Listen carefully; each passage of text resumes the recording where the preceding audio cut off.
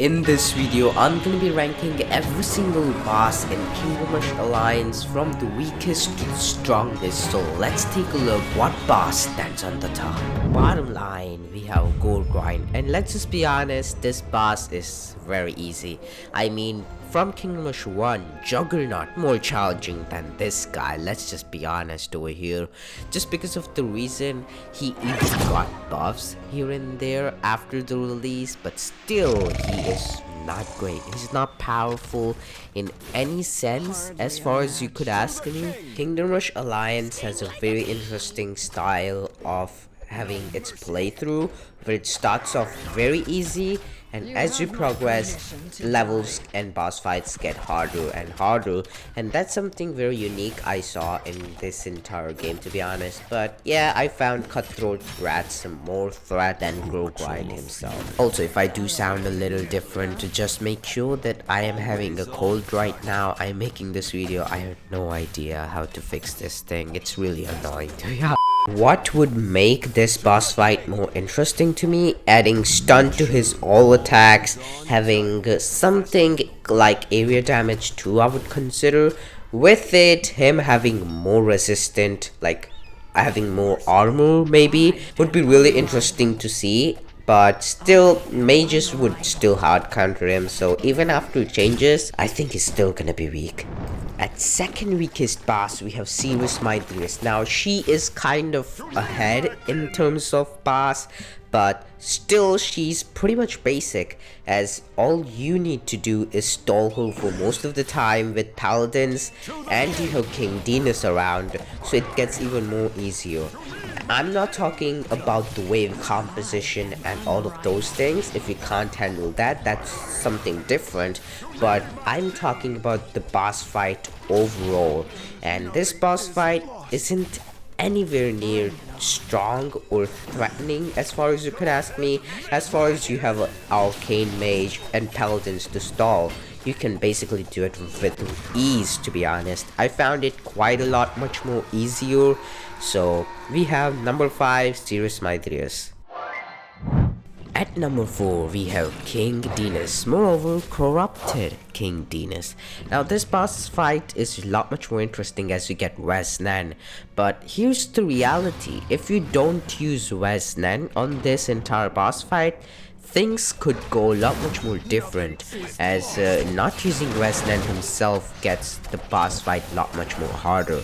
There is Seeres Mydrias messing around on the map with the clones, I would consider, and corrupted Denas is pretty annoying to face, to be honest, as he can also spawn in blabberings and all those annoying things which you would hate to face over here. He's pretty slow compared to Seeres Mydrias. I consider corrupted Denas a little bit more harder to fight around with, and he even got a buff after release, I'm pretty sure, so it's not that much big difference, but still I consider him to be somewhat better in terms of difficulty, as I won't count Seeres Mydrias clones around the map as a boss fight, but if we could, that would make it a lot much more harder for sure. And not using Resnan itself is just a big thing into a difficulty, but I'm not gonna count any restrictions over here, but still it's kind of a little bit harder challenge.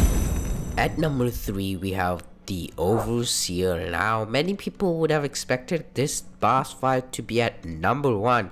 Let's just be honest, I consider this entire level as a boss fight itself. Many people have different viewpoints, and I totally respect it. It's not that this boss fight is very bad or easy, I would consider. You all need is one tower at right location, so it can just keep on attacking Overseer, and you will basically win. Many people have even done challenges where they have only Grim Raids or any other barrack and only 2 dragons to attack the Overseer, and that's all they do. that's all needed to defeat this boss. It's a very interesting boss. It's a boss with the complete waves and all of these things coming at you at the same time. It's really unique. I really like it, but there's kind of RNG over here too, which makes it kind of unfair if you don't have grim rates, but it's very much possible. It's highly possible and highly doable even without grim rates. I'm not saying that you definitely need them, but that's just the perspective from my side I would consider. But yeah, the boss fight overall is quite easy. He destroys tower way less and starts off way late in the game. To make this boss fight more interesting, I would just consider that this guy starts off destroying towers like after a very fast time, and the duration of it should be every few minutes. I would consider 1 or 2 minutes. Every 1 or 2 minutes, deleting one tower spot from the map and teleporting towers here and there. That would make it a lot much more interesting in my perspective, to be honest. Even though it's RNG, it's really cool to me. So I find it kind of disappointing to see a boss not able to perform well even after having such a cool big storyline and such a big powers here and there. But it's top 3rd boss fight in Kingdom Rush Alliance, and I really like it. Overall, this is one of my personal favorite boss fights after Westland from Kingdom Rush 1. So yeah, I find this boss fight overall really fun, but in terms of difficulty, it's staying on top 3.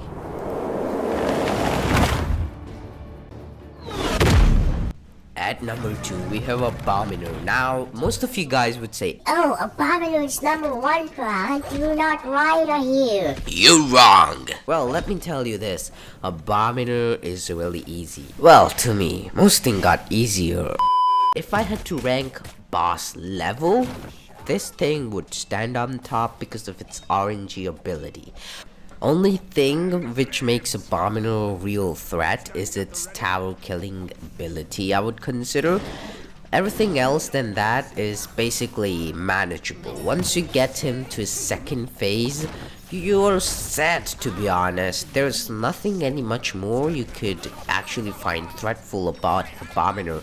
Just spam few Eldritch Channeliers or Arcane Wizards with insta-kill ability out there, and you're set. Like literally, it's gonna get so much more easier for you. You can't even imagine, to be honest. It gets really easy once you just do that. But yeah, on your first try, you might not find that thing to be just clicking in your head, I would consider, because you're too afraid to lose gold, let's say. So let's just be honest, on first try it's gonna be pretty hard, but once you understand how to counter the boss, what are the weaknesses of the boss, this gets a lot much more easier. Let's just be honest over here.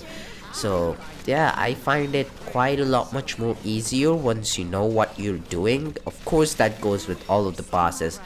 Alright, I would consider him great. He has really great abilities, really cool face and designs. I really like this boss fight.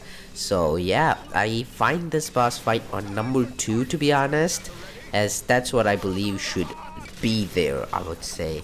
So yeah, let me know what your thoughts are in the comments down below, and let's get to the number 1 boss fight in Kingdom Rush Alliance in 2024. Also, nobody comments how close the boss got to. I mean, this was my first try, okay? Navira being the number 1 hardest boss in Kingdom Rush Alliance. Now, many people may like or may not like about this, but this is my tier list, okay? So here it is. Here are my reasonings why Navira is the best boss fight and the hardest one out there. Yes, he may not have as much health as Abominor or Overseer, but here's the thing. He can be real annoying. He just blocks off towers. It's kind of an RNG moment, but I truly do not care, as it isn't that much critical, if I had to say it. So as far as if you don't have any paladins, one mistake and he's getting past you. That's how simple it is. Like, one mistake you make on the map and you're getting destroyed by Navira over here. You must slow him down in any case possible. If you can't do that, it's basically over for you, to be honest. It's gonna breezily just go into his tornado form and just go past your paladins. That's where everything ends for you, to be honest. If you think about it, this boss fight is overall well made, if I had to be honest. It's not something very fancy or cool or anything like so. It's just an elf character in his villain arc trying to be as powerful as possible for his people.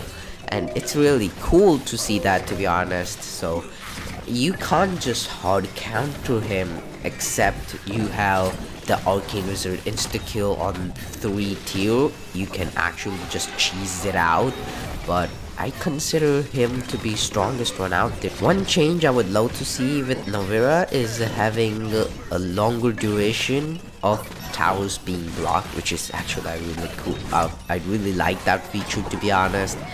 It could get more annoying, but for sure it would make him more stronger. So, let me know what you think about this entire tier list I would consider. With that, make sure you hit that subscribe button, it personally helps me out a ton. Go and check out my other videos too, because they're really awesome. That's gonna be me, Prahant, signing out of this one. Until there, keep on watching.